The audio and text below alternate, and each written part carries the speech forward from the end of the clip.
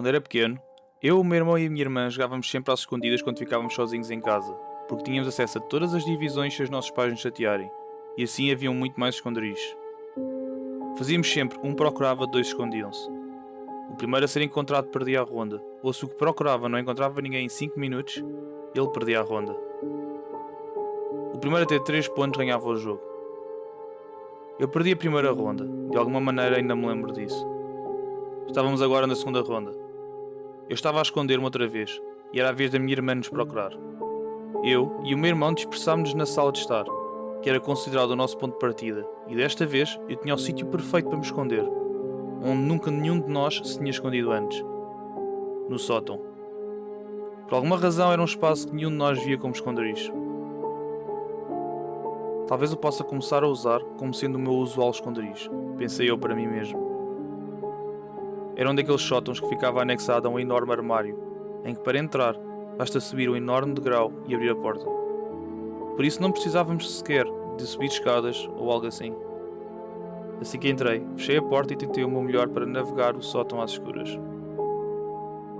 Quando cheguei provavelmente a meio do sótão, encontrei uma enorme caixa com um grande saco preto lá dentro, o que me pareceu perfeito para me esconder atrás. Agora é só esperar, pensei eu na minha cabeça. Por alguma razão, o facto de ficarmos quietos escondidos no escuro não parecia nada aborrecido quando estamos a brincar às escondidas. Pelo contrário, senti uma adrenalina o tempo todo, ansioso que fosse ouvir aquela porta onde o sótão a ser aberta e a minha irmã a correr cá para dentro. Eu estava subconscientemente a contar os minutos, ainda que não os estivesse a contar segundo a segundo. E estava demasiado escuro para conseguir ver o meu cronómetro, visto que isto foi numa altura onde ainda não haviam sequer telemóveis. Pensei que provavelmente pelo menos 4 minutos já tinham passado, por isso estava quase na hora de ir lá para baixo. Mas foi então que ouvi um som de um enorme saco a ser amassado.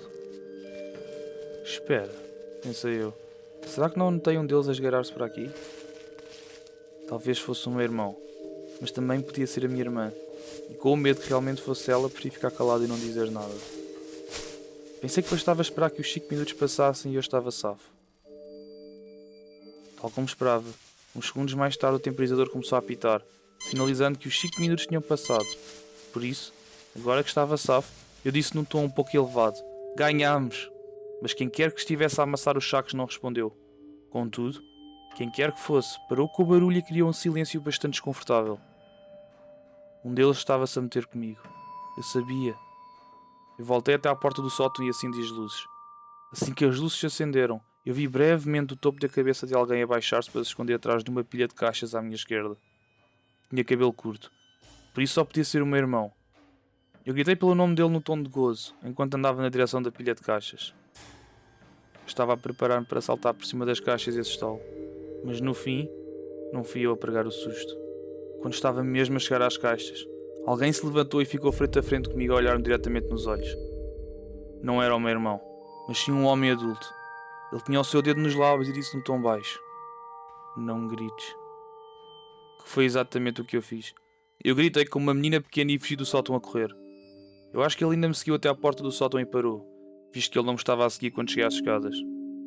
O meu irmão e a minha irmã já estavam os dois na sala, e eu disse-lhes para fugirmos para a rua, pois estava alguém no sótão. Eles acreditaram, visto que vieram a correr atrás de mim. Fomos os três para a casa do nosso vizinho, que ligou para a polícia e para os nossos pais. O final foi bastante clichê, pois os polícias chegaram, mas o intruso já se tinha ido embora. O que é pena, pois não consigo provar à minha família que isto realmente aconteceu naquele dia. Mas eu asseguro-te que é verdade. E isto realmente aconteceu.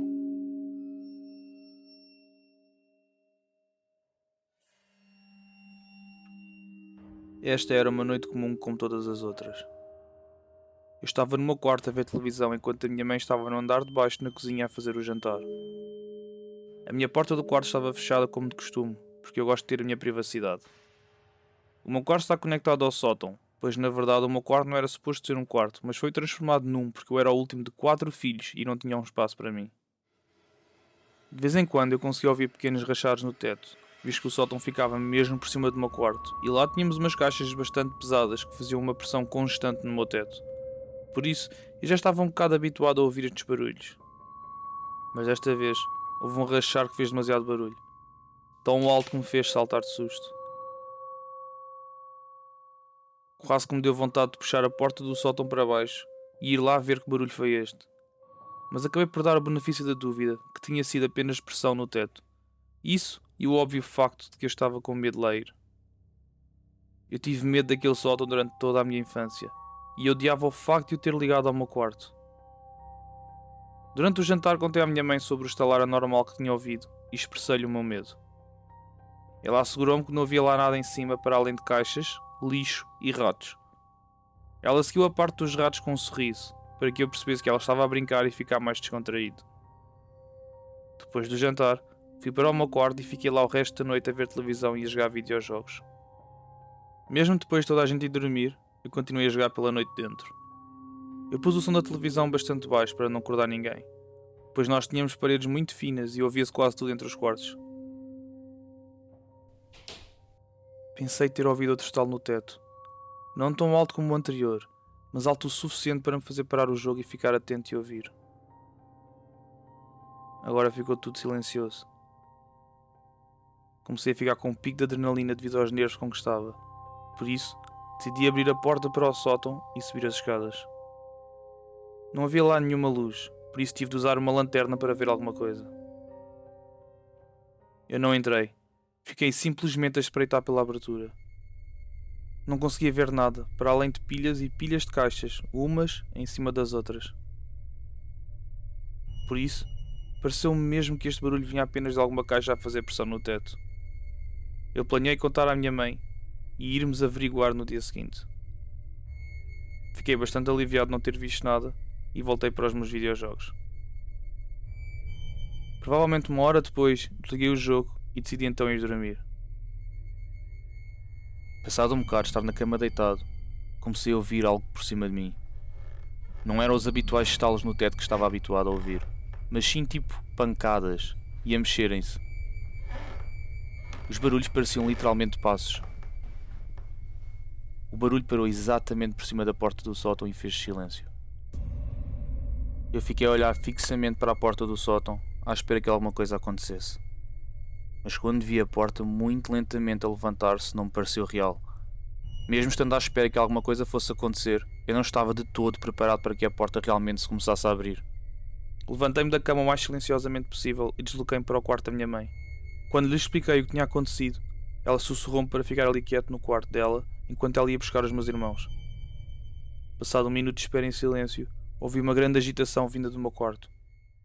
Eram os meus dois irmãos mais velhos a gritar agressivamente e a minha mãe a gritar-lhes para eles virem para aqui. Aparentemente, quem quer que fosse que estava no sótão já se tinha ido embora, porque ambos os meus irmãos foram lá acima e não encontraram ninguém. Pelos vistos, minha mãe também tinha ouvido os barulhos que vinham do sótão, mas não sabia o que pensar e não ligou muito até eu lhe contar que tinha visto a porta abrir. Não voltei a ouvir barulhos desde esse dia, exceto os típicos estalinhos no teto, aos quais eu já estou habituado.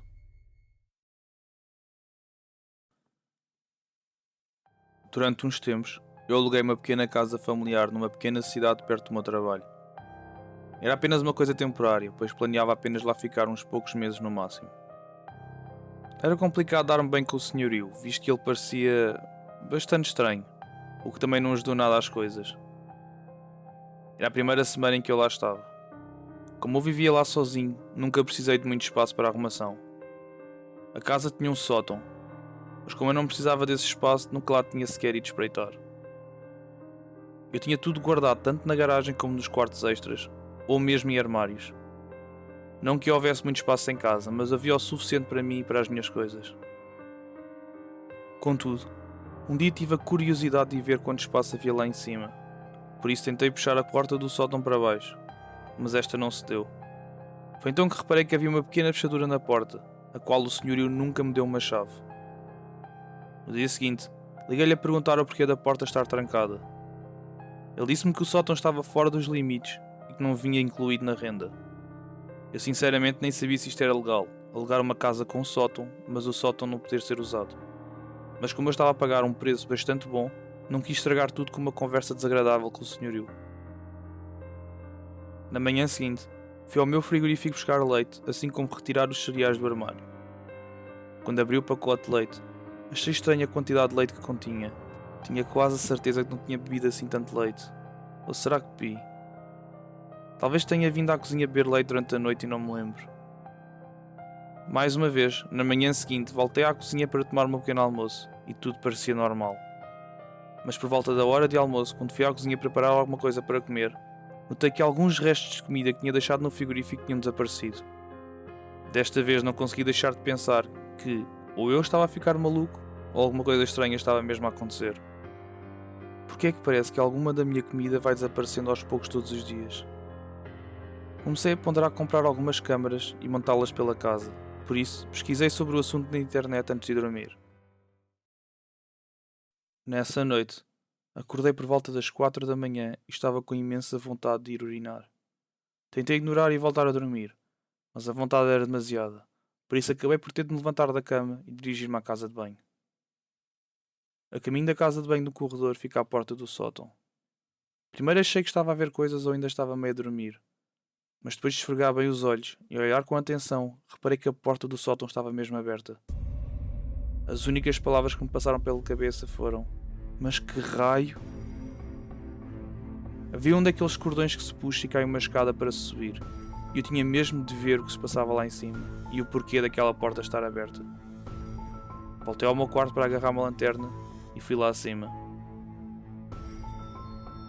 A luz desta lanterna era tão forte que iluminou grande parte do sótão. Fiquei surpreendido com o enorme tamanho do sótão. Nunca pensei que uma casa destas tivesse um sótão tão grande. Mas o que me surpreendeu ainda mais foi o facto de estar lá uma cama individual feita, com cobertores e lençóis, como se alguém lá dormisse no canto do sótão e com um cesto de roupa ao lado. Havia também roupa espalhada pelo chão do sótão. Mas o mais perturbador no meio disto tudo foi o facto de estar uma televisão montada na parede e no seu ecrã estava a minha cama. Acho que não reparei logo no facto de a televisão estar ligada devido ao facto de estar com a minha lanterna ligada todo este tempo. Eu sabia que tinha que sair imediatamente da casa, mas quando me voltei para trás, estava a roar alguém na entrada do sótão. Primeiro só se via a cabeça, depois lentamente foi subindo e começou a rastejar na minha direção.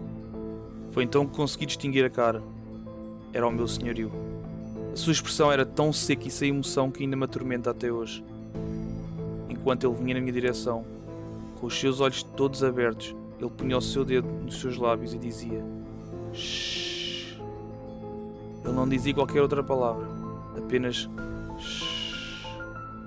Antes que ele chegasse mesmo até mim, eu consegui correr e contorná-lo. Desci rapidamente as escadas e puxei a corda para as escadas serem puxadas para cima e a porta do sótão se fechar. Eu sabia que ele rapidamente iria sair dali, por isso corri até ao meu quarto, peguei no meu telemóvel que estava em cima da mesa de cabeceira e corri para fora da casa e liguei para a polícia. Quando a polícia chegou, o senhor já lá não estava em casa. Mas conseguiram arranjar toda a informação sobre ele e no dia seguinte encontraram-no na casa do seu irmão, uns quarteirões de distância. 2 dias depois mudei-me de casa. E digo desde já, se algum dia comprar uma casa, esta não vai ter sótão.